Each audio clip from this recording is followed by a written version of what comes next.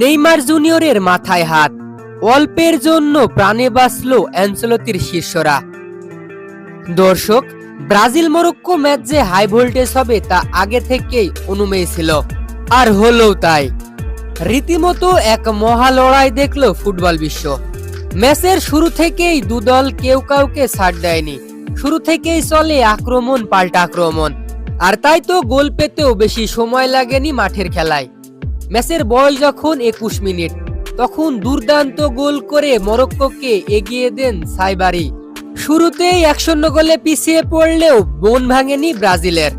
ম্যাচে আক্রমণের ধার বাড়িয়ে দিয়ে 32 মিনিটের মাথায় রীতিমতো অনবদ্য গোল করে বসেন ভিনিসিয়াস জুনিয়র। ভিনিসিয়াস জুনিয়রের অনবদ্য গোলে সমতায় ফিরে ব্রাজিল ফুটবল দল, আর প্রথমার্ধ শেষ হয় ওই 1-1 গোলের ব্যবধানেই।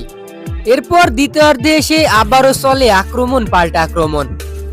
ম্যাচের 54% বল দখলে ছিল ব্রাজিলের, অপরপক্ষে ম্যাচের 44% বল দখলে ছিল মরক্কো। তবে শেষ পর্যন্ত দুদলই আক্রমণ পাল্টা আক্রমণ চলালেও আর গোলের দেখা পায়নি, যার ফলে নির্ধারিত 90 মিনিট শেষে ওই 1-1 এর সমতায় ম্যাচটি শেষ হয়।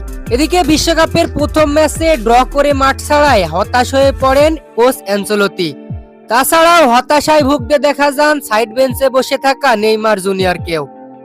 বিশ্বকাপের প্রথম ম্যাচেই 1-1 পয়েন্ট ভাগাভাগি করে সন্তুষ্টি থাকতে হলো নেইমার জুনিয়রদের।